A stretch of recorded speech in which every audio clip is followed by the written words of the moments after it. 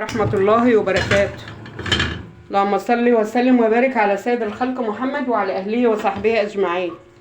صلاة وسلاما عليك يا حبيبي يا رسول الله صلى الله عليه وسلم. اللهم أنت السلام ومنك السلام، تباركت وتعاليت يا ذو الجلال والإكرام. صلاة وسلاما عليك يا حبيبي يا رسول الله. بسم الله الرحمن الرحيم. بسم الله نبدأ، توكلنا على الله، كل واعتمادي عليك يا رب. صلى على الحبيب المصطفى كده، قلبكم يطيب كده. متشكرين لكم جميعا، للي علق على الكابوريا، ست الكل محمد الحديدي، متشكرين لكم جميعا. للشيف سوما، اي حد علق لي على الكابوريا، ربنا يخليكم ويبارك فيكم. اللهم صل وسلم وبارك عليك يا حبيبي يا رسول الله. بسم الله الرحمن الرحيم. بسم الله نبدأ. معانا هنا كيس من الشعرية في حدود نص كيلو، ومعايا هنا رز نقعاه كيلو وربع، كيلو وربع من الرز معاه. هنصفي المية اللي عليه وهنقول هنعمل ايه كده بالظبط.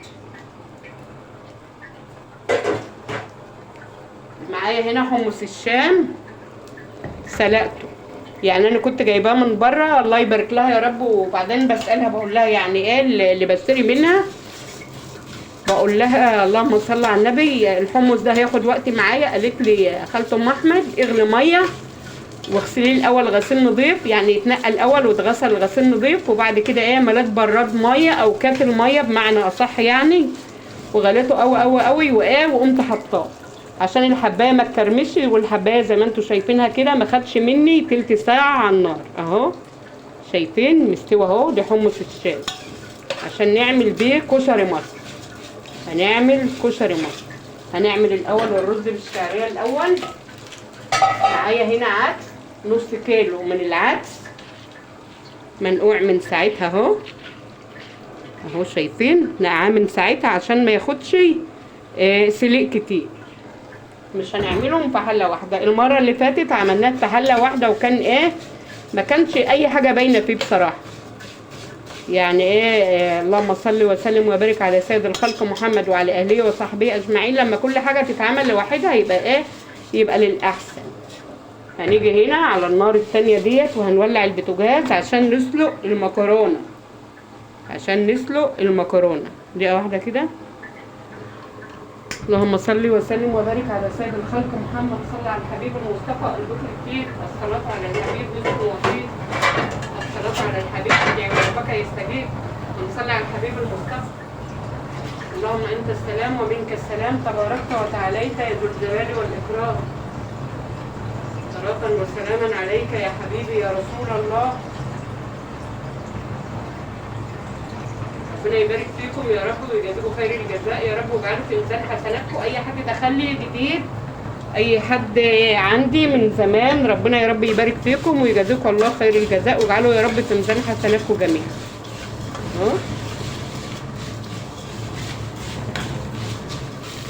ربنا يستر بقى لا التليفون يفصل، لان هو من صباحة ربنا عمال يفصل.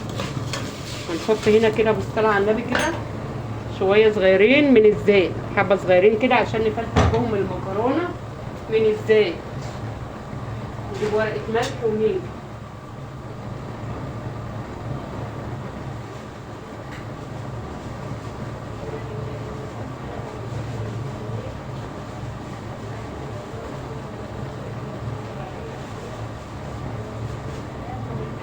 تباركت وتعاليت يا ذو الجلال والإكرام.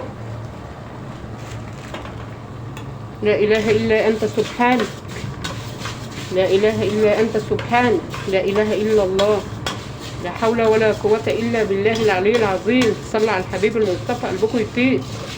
ونكتروا كده من كلمة لا حول ولا قوة إلا بالله العلي العظيم، فهي كنز من كنوز الجنة والله يا جماعة. نقول يا رب فك كربنا وكرب كل مكروب، فك ضيقتنا وضيقة كل متضايق يا رب، اللهم امين. اللهم امين يا رب العالمين. هنا بقى ايه بعد الزيت شويه صغيرين كده من الملح عشان هنسلق بهم المكرونه، وربنا ان شاء الله تعالى كده ايه يسهلها من عنده. ربنا ان شاء الله تعالى يسهلها من عنده. كل شيء اذكروا الله يذكركم واستغفروه يغفر لكم. المكرونه اهي في مكرونه ببقى اجيبها بقى من عند العطار برضو، بتبقى ايه اهو شايفين الشعريه كده، مكرونه بنجيبها من عند العطار بيبقى بيشكلها لي بتاعه الكشري. ماشي، فاحنا بقى ايه هنقدم اللي عندنا. بس الرز عشان الشعريه ما تحمصش زياده عن كده.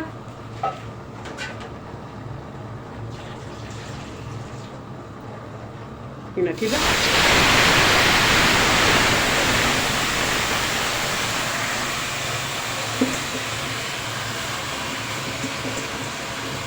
كده بالصلاة على النبي. اللهم صل وسلم وبارك على سيد الخلق محمد وعلى آله وصحبه أجمعين.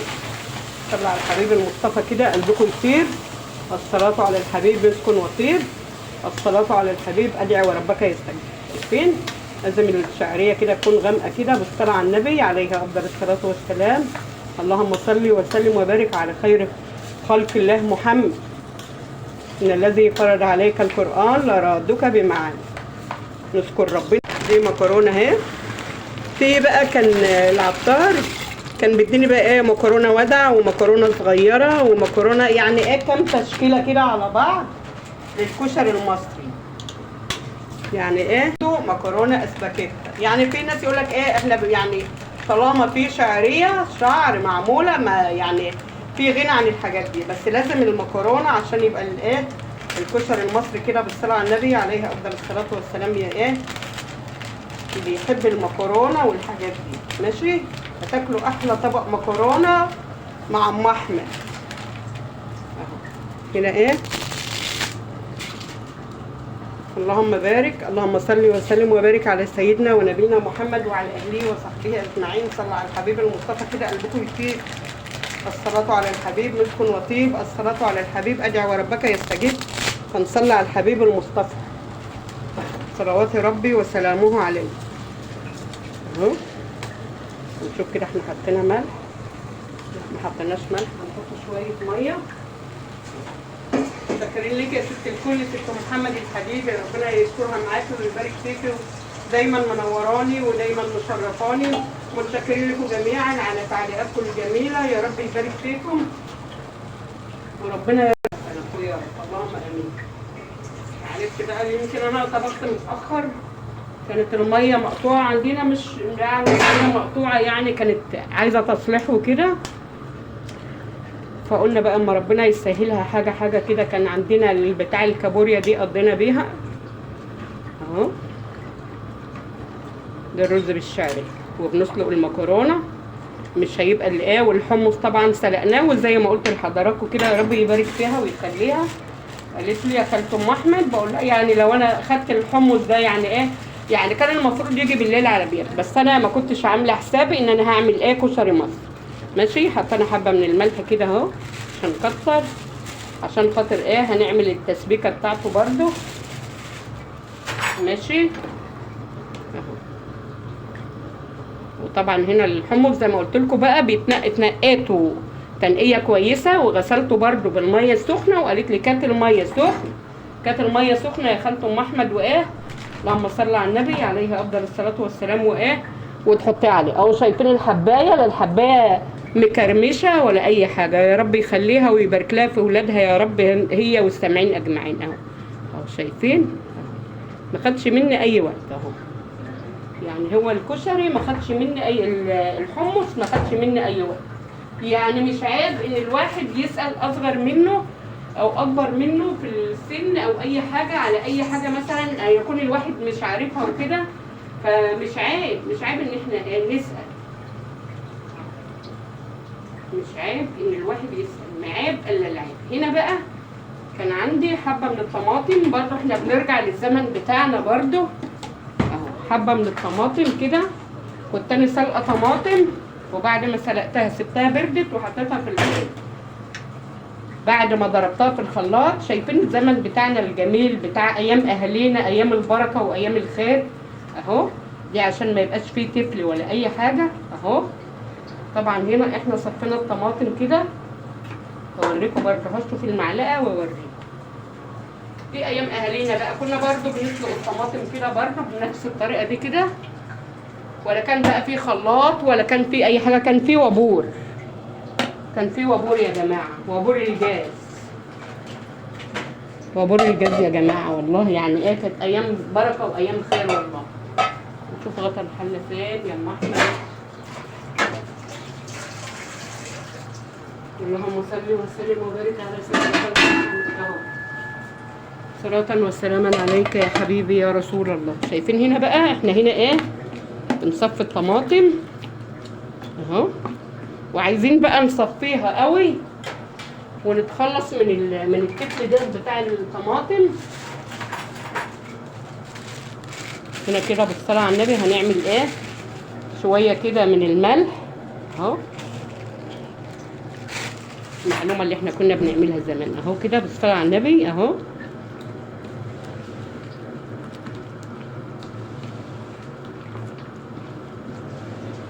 اهو يا حبيب قلبي. كمان يعني ايه انا بعملها وهي ايه، يعني كنت قلت لكم ان انا سبتها في الفريزر وطلعتها قلت بقى ايه عشان اطبخ بيها. هنا بقى بنعمل ايه، شايفين الطماطم عامله ازاي؟ شايفين دي صفناها عشان لا يبقى فيها تفل ولا يبقى فيها اي حاجه.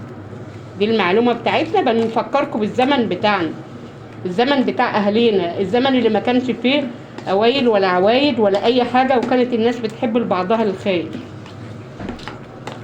اهو يا جماعه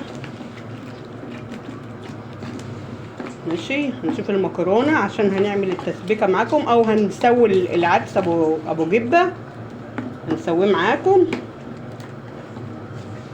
ربنا يستر بس لا التليفون يفصل. اهو شايفين التفل قد ايه؟ انتوا شايفين التفل قد ايه فيه؟ اهو هنحط بقى كده على جنب. شوف المكرونه اتسلقت. اللهم صل وسلم وبارك على سيد الخلق محمد. تعالى انت كده بدقيقه واحده كده هنا لو سمحت. عليه افضل الصلاه والسلام. اهو اجيب طبعا بصلايه واخرطها لحد ما ايه المكرونه تتعمل. احنا سلقنا المكرونه اهي، شايفين احنا سلقناها. هنعمل ايه بقى بعد سلق المكرونه؟ هنصلي على الحبيب المصطفى عليه افضل الصلاه والسلام. هنحطها كده على جنب ونصفيها بقى ونحطها على جنب كده بالصلاه على النبي. شفتوا حاجه ربنا سبحان الله تعالى بيسهلها ازاي؟ شايفين لما احنا بنقول يا رب ربنا سبحان الله تعالى بيسهلها من عنده، مش عايزه كلام. الواحد بيقول يا رب بذكر ربنا سبحان الله تعالى بيسهلها معاك كل صغيره وكل كبيره. طبعا انا بشرع هنا البصلايه. هنعمل ايه تاني يا ام احمد؟ هنجيب الحله دي هنا، نجيب العين اللي هي بتشهلها اهو. لا هدي عليها عشان ما يشيطش لحد ما نبقى نجيب حته صفيحه اللي هي بتاعت الشياطه دي عشان ما يشيطش. هنا معايا هنا شويه كده بالصلاه على النبي عشان هنسوي العدس. هو مش هياخد وقت عشان انا عامل ساعتها اهو. بالصلاه على النبي كده عليه افضل الصلاه والسلام. شويه كده صغيرين من الزيت كده بالصلاه على النبي عليه افضل الصلاه والسلام. صلاه وسلاما عليك يا حبيبي يا رسول الله. هنشيل بقى الحاجات اللي هي ملهاش اي لازمه ده ايه، بس هنخلي طبعا حمص جنبنا هنا عشان لما نيجي نغرف ان شاء الله يبقى ايه كل حاجه جاهزه معانا كده بالصلاه على النبي. الحاجه اللي هي ملهاش اي لازمه نخليها، والحاجه بقى اللي لها لازمه نخليها. شايفين يا حبايب قلبي كده بالصلاه على النبي اهو. دي البصلايه نحط على البصلايه ايه، اللهم انت السلام ومنك السلام تباركت وتعاليت يا ذي الجلال والاكرام. حبه كده من قطع الكمون، حبه كده من الملح اهو. هندعكم في بعضهم كده، هنحطهم في قلب الزيت. صلى على الحبيب المصطفى قلبك يطيب. اللهم صل وسلم وبارك على سيد الخلق محمد وعلى اله وصحبه اجمعين اهو. بصلايه وعليها حبه شطه على كمون نعملها كده. دي حتى عشان لو التليفون فصل ولا اي حاجه يا حبايب قلبي تعرفوا ان ايه احنا عملنا الحاجه كلها مع بعض وصفينا الطماطم مع بعض، كل حاجه كده مع بعض بالصلاه على النبي، كله مع بعض كده بالصلاه على النبي.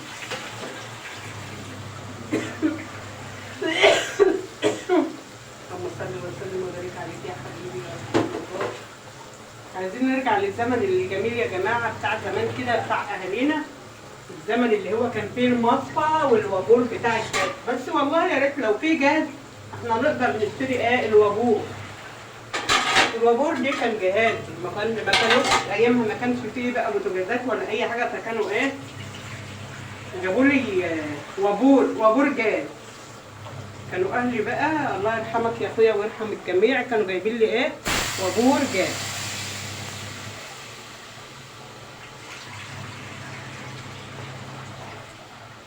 اهو بالصلاه على النبي كده، اللهم صل وسلم وبارك على خير خلق الله محمد. هتغلي الميه، هنشيل الاطباق دي اللي ملهاش اي فايده، وبالصلاه على النبي واحده واحده مع بعض كده. بالصلاه على النبي هتلاقوا كل حاجه بالصلاه على النبي، ربنا بيسهل من عنده. صلى على الحبيب المصطفى بالرقيقين، صلى على الحبيب المصطفى، هتلاقي كل الصعب سهل، هتلاقي كل الصعب سهل بفضل بركه الصلاه على النبي عليه افضل الصلاه والسلام. اللهم انت السلام ومنك السلام، تباركت وتعاليت يا ذو الجلال والاكرام. اللهم صل وسلم وبارك على سيد الخلق محمد وعلى اهله وصحبه اجمعين.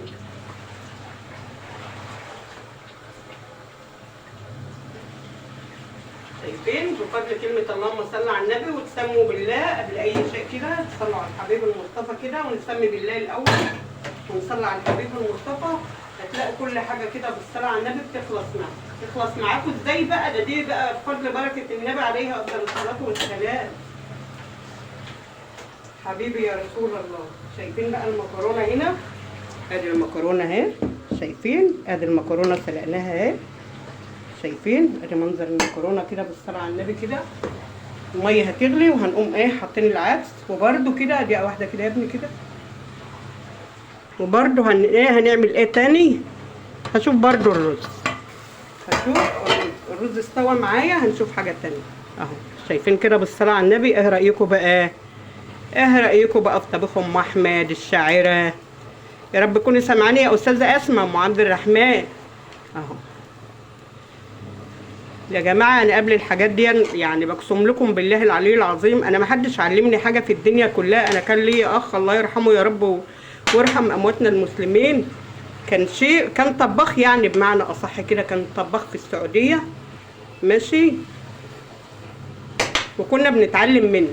يعني انا عمري في حياتي ما حدش علمني حاجه، انا علمت نفسي بنفسي. بس انا كنت ببص كده وهو بيعمل الحاجه، ربنا يرحمه يا رب برحمته الواسعه، وهو بيعمل الحاجة وبيطبخ، وكان بيعمل كل حاجة. اما كان الله يرحمه كان بينزل اجازة ولا حاجة، كان هو اللي بيحب يطبخ لنا وكده، فكنا بنتعلم منه كتير. نشوف هنا كده. وطبعا العدس زي ما احنا شايفين كده اهو، شايفين الحباية منقوعة اهي، مش هتاخد سوية كتير بالصلاة على النبي. هنعمل بقى احنا هنا اهو، عشان ما عادش بالصلاه على النبي كده عليه افضل الصلاه والسلام، التسبيكه بتاعتنا اللي هي بتاعه كشري المصري. طبعا عيالي ما بياكلوش البصل اللي هو بيبقى حوالين الكشري والحاجات دي ماشي. متشكرين ليكم على الكابوريا. والله بقى هو انا قلت بقى نعمل كابوريا من زمان ما عملناهاش، نعمل شويه كابوريا كده لحد ما ربنا يسهلها بقى، ونعمل كده بالصلاه على النبي عليه افضل الصلاه والسلام. نعمل مع بعض شويه من الكشري المصري. ربنا يروق بالنا وبالكم، وفك ضيقتنا وفك ضيقه كل متضايق يا رب، تكفي ربنا وخارج كل مكروه يا رب يا رب. لا اله الا انت سبحانك اني كنت من الظالمين. اللهم انت السلام ومنك السلام، تباركت وتعاليت يا ذو الجلال والاكرام. ندعي كده كده الكرب كده، ربنا يفكها علينا وعليكم وعلى أمة محمد يا رب. اللهم امين يا رب العالمين. اهو هنحط طبعا الحاجه اللي هي عايزينها هنا كده. الحمص دي برده هشطفه كده بشويه ميه.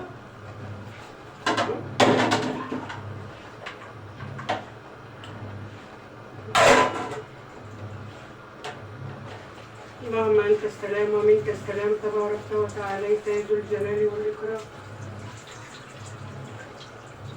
اللهم اعنا على ذكرك وحسن عبادتك. اللهم اعنا على ذكرك وحسن عبادتك. اللهم صل وسلم وبارك على سيد الخلق محمد وعلى اهله وصحبه اجمعين. طبعا هنا انا مسحت الطبق من هنا كده ماشي، وهنحط دي كده. طبعا هشوف الرز عشان نعمل مع بعض التسبيكه، عشان ايه محمد ابن بنتي عنده درس. محمد ابن بنتي عنده درس، ربنا ينجحه يا رب هو واللي زيه يا رب. اهو يا حبايب قلبي كده بالصلاه على النبي. انا بس خايفه عليك والله. تعالى بس دقيقه واحده هنا كده اهو. شايفين الرز بالصلاه على النبي كده؟ شايفين؟ اللهم صل وسلم وبارك على سيد الخلق محمد. شايفين كده بالصلاه على النبي عليه افضل الصلاه والسلام؟ شايفين الرز بالشعريه مفلفل وجميل ازاي اهو. مش هقول لكم نفس، لا تذكروا ربنا هتلاقوا كل حاجه حلوه في ايديكم والله، حتى لو انتوا ما بتعرفوش تعملوا حاجه. شايفين اهو.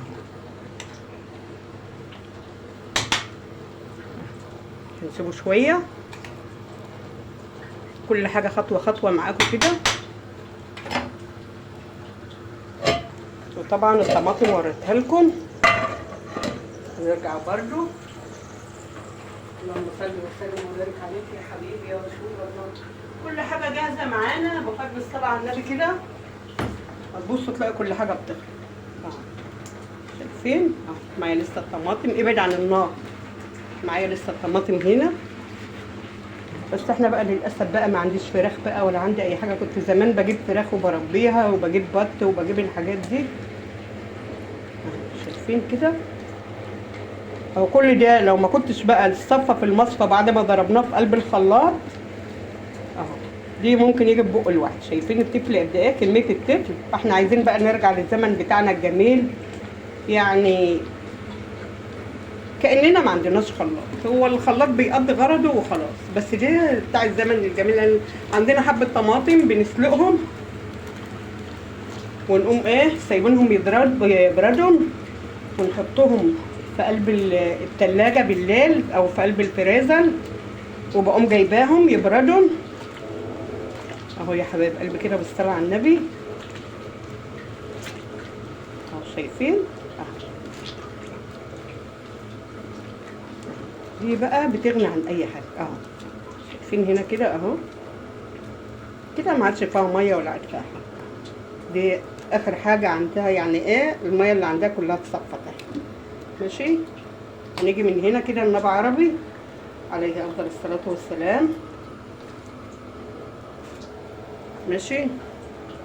عارفه ان انت قلقان عشان تروح الدرس، ربنا يسهلها ان شاء الله ان شاء الله. نعمل بس حبة التسبيكة وخلاص كده. وانتهى الموال، انتهى الموال اللي هو الموال بقى ايه. شايفين بقى الطماطم هنا؟ ادي الطماطم اهي الصلاة على النبي اهو. شايفين الطماطم صافية وجميلة ازاي بالصلاة على النبي؟ لا فيها تفلاية ولا فيها اي حاجة. هنيجي هنا بقى بعيد عن الرز، اشوف بقى لو الرز استوى هنعمل ايه. هنعمل التسبيكه بتاعتنا. التسبيكه بتاعتنا اللي هي ايه بصل، واقول لكم هوريكم كل حاجه الطريقه بتاعتنا العربي كده.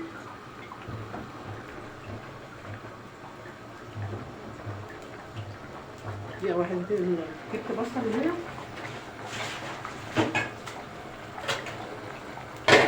اللهم صل وسلم وبارك عليك يا حبيبي يا رسول الله. اللهم صل وسلم. استوى معانا.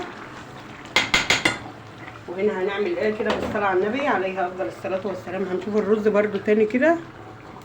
اللهم صل وسلم وبارك على سيد الخلق محمد وعلى ابعد عشان البخور وعلى اهله وصحبه اجمعين. يعني بنشغل نفسنا. نشغل نفسنا ازاي يعني في عين شغاله نشتغل عليها عشان الدنيا تمشي وكل حاجه بفضل ربنا تمشي ماشي اهو يا حبايب قلبي. شايفين ده الرز بالشعريه اهو اتعمل استوى كده بالصلاه على النبي. اللهم صل وسلم وبارك عليك يا حبيبي يا رسول الله صلى الله عليه وسلم. ده الرز بالشعريه خلص، والمكرونه قلنا عملناها كده استوى خالص اهو.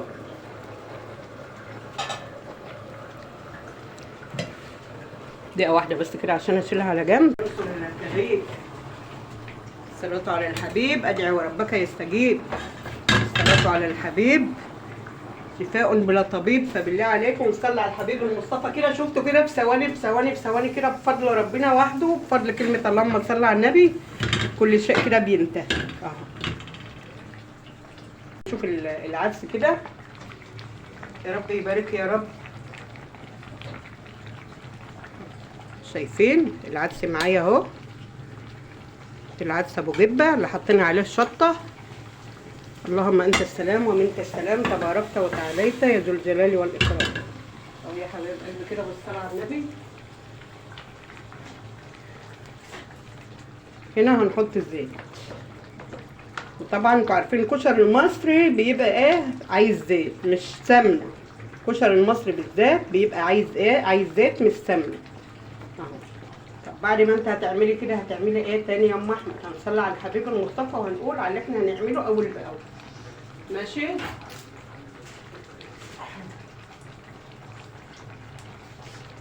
اللهم اعنا على ذكرك وحسن عبادتك. شويه كده من الشطه كده. ماشي.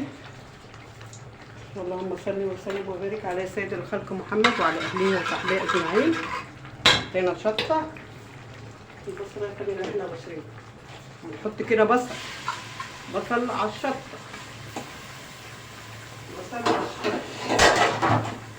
ماشي كده بصل على الشطه اهو. طبعا قلت لكم البصل اللي هو الحلقات عيالي مش بياكلوه اهو. لا اله الا الله، لا اله الا الله، حول ولا قوه الا بالله العلي العظيم. اللهم انت السلام ومنك السلام، تبارك وتعالى يا ذو الجلال والاكرام.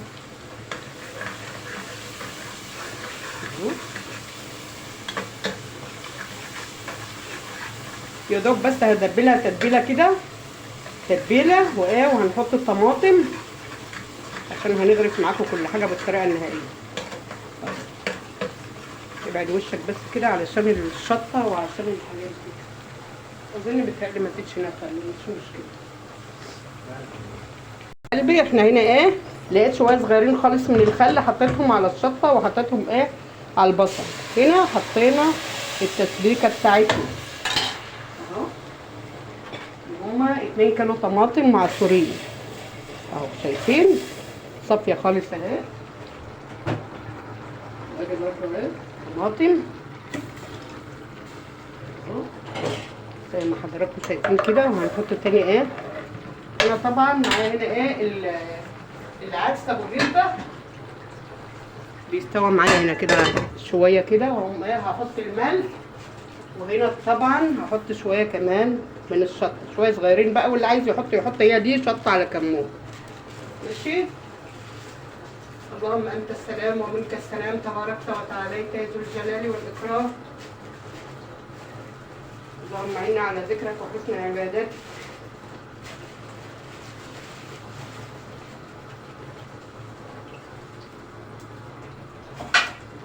شويه صغيرين كده من ايه، من الفلفل الاسمر. ماشي.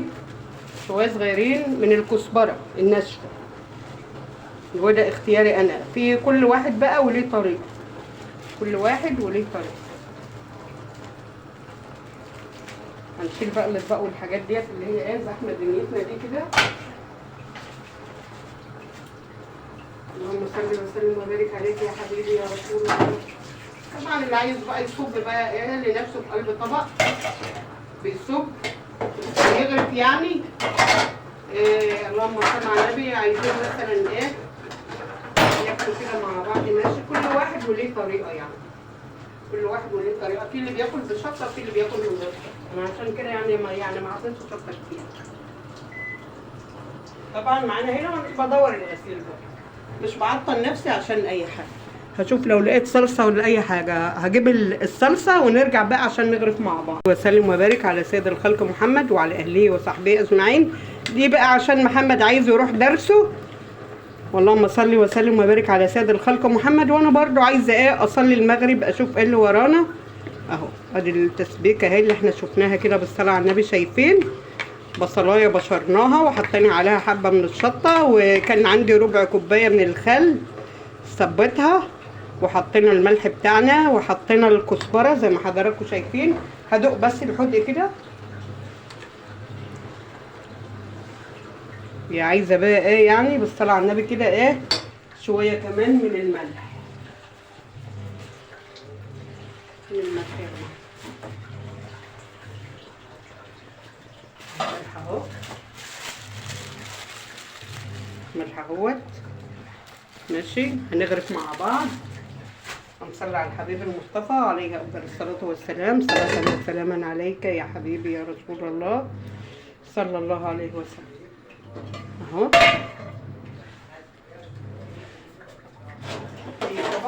اللي عندي بعديها دي كده هشطفه. وهعملكوا بقى الكشري اللي على اصول، الكشري المصري اللي على اصول. يا رب اي حاجه بعملها تعجبكم وتنول اعجابكم. يا رب اي حاجه كده بفضل الصلاه على النبي عليه افضل الصلاه والسلام بعملها تعجبكم وتنول اعجابكم. اهم حاجه انتوا عندي، اهم حاجه اي حاجه انا بعملها تعجبكم. اهو مش هنحط كتير. اهو شايفين الرز بالشعريه ما شاء الله تبارك الله عامل ازاي. شايفين ده الرز بالشعريه اهو. هنيجي هنا بقى نعمل ايه كده بالصلاه على النبي. معايا هنا حبه من الحمص. اللهم صل وسلم. هنحط ايه تاني يا ام احمد؟ معلش انا اسفه. اهو اللهم صل وسلم وبارك عليك يا حبيبي يا رسول الله. طبعا هنا ايه دي المكرونه اللي احنا عملناها اهو. النبي عربي يا جماعه، النبي عربي. احنا كنا بناكل بايدينا زمان ماشي. وهنجيب ايه شويه كمان من المكرونه اللي هي التانيه دي اهو. طبعا احنا حطينا الرز بالشعريه. وهنحط ايه حبه دقيقه واحده بس كده عشان العدس. طبعا العدس كده بالصلاه على النبي هنا ايه استوى. العدس هنا استوى. انا قلت لكم مش هياخد حاجه. شايفين المنظر اهو. يبقى احنا كده ايه ادي الرز بالشعريه وادي كده المكرونه وادي كده بالصلاه على النبي عليه افضل الصلاه والسلام ايه العدس اهو. احلى طبق كشري ما حصلش في الدنيا كلها اهو يا جماعه. شايفين طبق خرافه اهو. نحط بقى ايه في الاخر خالص الحمص. هنحط خالص الاخر خالص الحمص بتاعنا. اللهم صل وسلم وبارك عليك يا حبيبي يا رسول الله اهو. شايفين اهو. طبق خرافه دي بقى ولا مش طبق خرافه؟ طبق يستاهل مليون لايك ام احمد عاملاه ولا لا؟ انا بقول لكم انا رايكم ده يهمني. دي رايكم يهمني. هنرش الصلصه كده بالصلاه على النبي عليه افضل الصلاه والسلام. هنيجي هنا ايه دي التسبيكه كده هنقفل عليها كده. وهنيجي هنا بالصلاه على النبي اهو. شايفين ادي طبق الكشري اللي احنا عملناه بالصلاه على النبي اهو. ايه رايكم؟ اللهم صل وسلم وبارك عليك يا حبيبي يا رسول الله اهو. احلى طبق كشري دي ولا لا اهو. اللهم صل وسلم وبارك على سيد الخلق محمد وعلى اهله وصحبه اجمعين. وهنيجي هنا كده بصوا صلاة وسلاما عليك يا حبيبي يا رسول الله. شايفين اهو ادي الكشري المصري اللي احنا عملناه النهارده. ايه رايكم بقى في طبق الكشري اهو. الصلاه على النبي عليه افضل الصلاه والسلام. يا رب اي حاجه بعملها تعجبكم اهو. احنا بنصور كده انتوا شايفين ادي اللي بقول لك عليها كشري الحله الواحده اهو. شوفوا كام حاجه اهو. حله رز بالشعريه ده كمان لو كانت بقى لو كنت حطيت الشعريه في جنب لوحدها بقى استوت لوحدها والرز لوحده. دي نختصر الرز بالشعريه والعدس سويناه زي ما حضراتكم شايفين كده بالطريقه دي كده اهو ماشي. سوينا العدس لوحده والرز بالشعريه لوحده وسلقنا المكرونه لوحدها وعملنا الحمص لوحده وعملنا التسبيكه لوحدها اهو يا حبايب قلبي. يا رب اي حاجه بعملها تعجبكم وتنور رضاكم. ونصلي على الحبيب المصطفى. اللهم صل وسلم وبارك على سيد الخلق محمد وعلى اهله وصحبه اجمعين. استودعكم الله الذي لم يضيع عنده الودائع. السلام عليكم يا احسن ناس في الدنيا كلها بره مصر وجوه مصر ورحمه الله وبركاته. ادي طبق الكشري اهو. ايه رأيك؟